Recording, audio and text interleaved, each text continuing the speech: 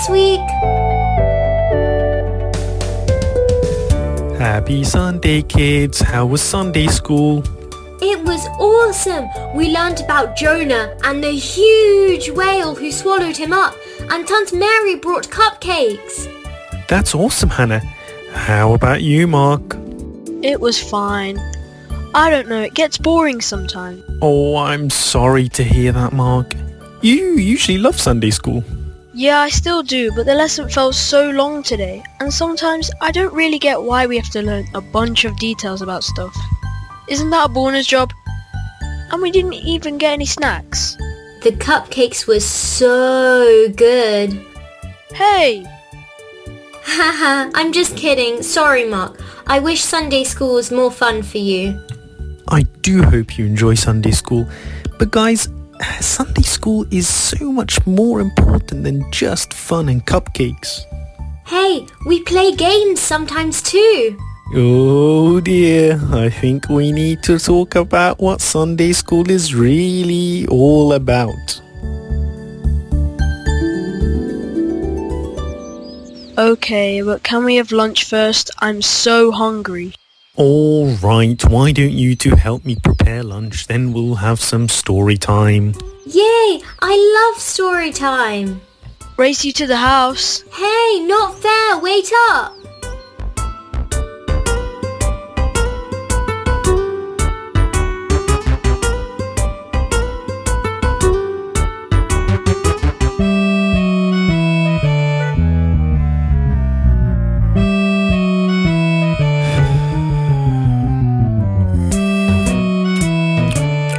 Mark, Hannah, come outside. Story time.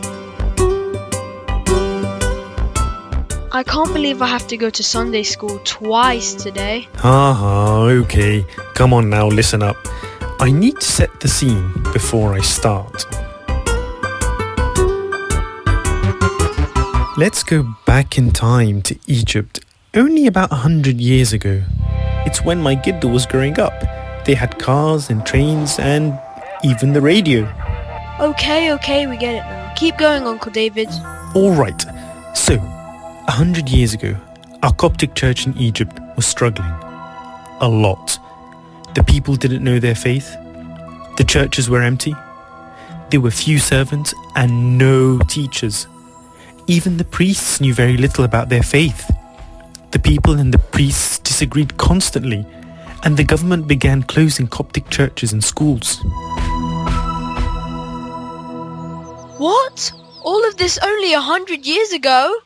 Yes, Mark. Thank God we have come a long way from that time. How did things change? Well, it all started with one man. His name was Habib Girgis.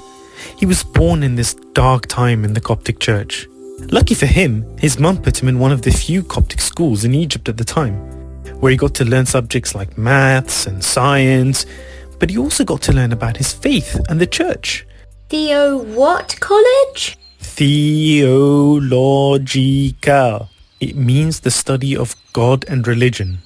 Wait, so if there was a school to learn about religion, why were all the priests and servants uneducated like you said? Great question. Young Habib was the very first class of students, and the whole class was only 12 people. Before that, there was no official education for priests or servants. Nothing. Nope, and Habib saw that. In his last year as a student, he started teaching at the same time. He taught at the college and even travelled around Egypt teaching about the faith. He realised that most people didn't know anything about their faith, and that's what made it weak. Well, what could he do about it? Well, he continued to be a professor at the theological college, but he figured out the key to the solution. Well, what was it? Let's see if you can figure it out. In a time when the people were focused on arguing and blaming one another, this is what he said. Reviving our church will never happen by fighting or pointing fingers at the priests. It will be through the children and young people, those who will eventually become the leaders of the church. So, It's not by making the priests do stuff that our church gets stronger. No, the priests have their role. But the key to the church's future is you. Me? Haha, yes. You. The children. Saint Habib realized that if kids don't learn when they're young, they'll be weak in faith and easily get lost in the world. Do you see how important Sunday school is now? Whoa! So just like that, he started Sunday school out of nowhere? I wish it had been that simple. The people at the time weren't interested in change. There was tension everywhere, so Habib started small. When he was 24, he started just teaching the kids at his church, teaching them about the Bible, the liturgy, anything that let them get to know their Father in heaven. They didn't have classrooms, so he taught them in the hallways, and he never gave up. Slowly but surely, Sunday schools started popping up in churches all over Egypt. Families started taking their kids to church again. Habib was 100% committed to his service, so a few years later he was ordained an archdeacon. He never got married. As more churches started having Sunday school, Archdeacon Habib started writing lesson plans to help the Sunday school teachers.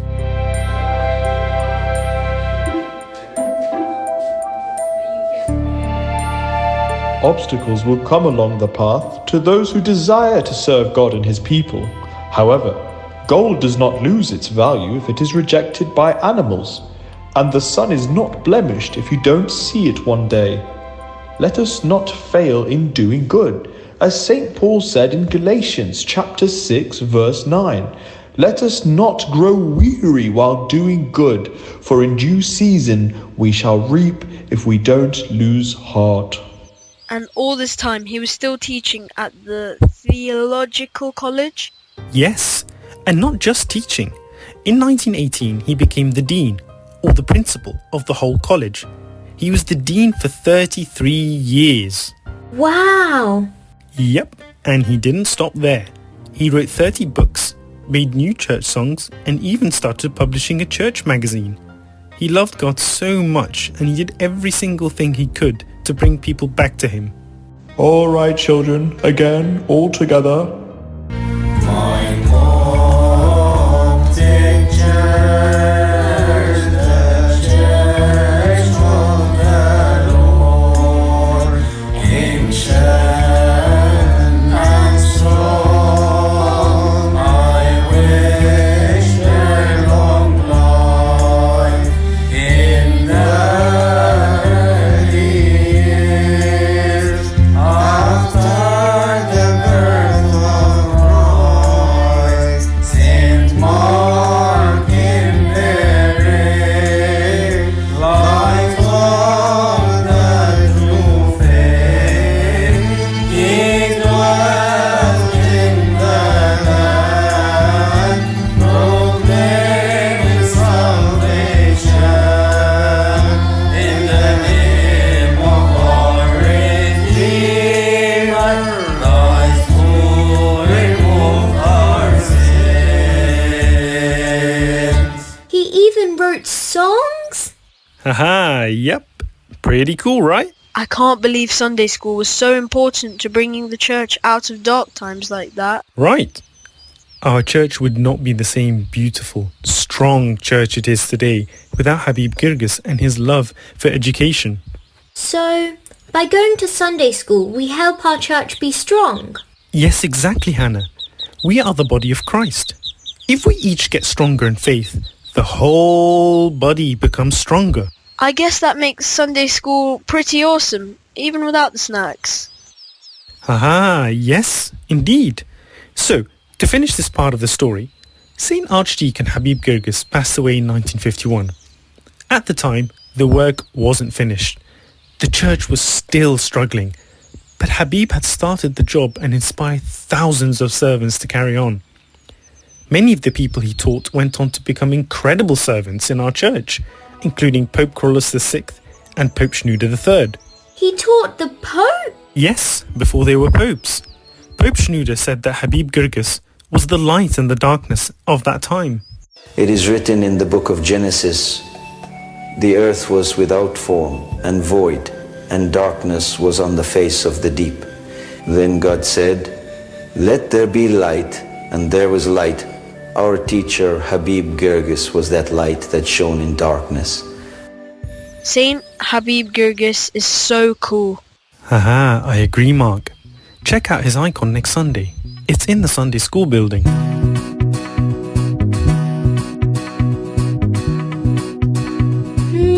Do you see it? Oh, there it is. I never noticed it before. Quick, take out the glasses. I don't want to be late for Sunday school. 3, 2, 1.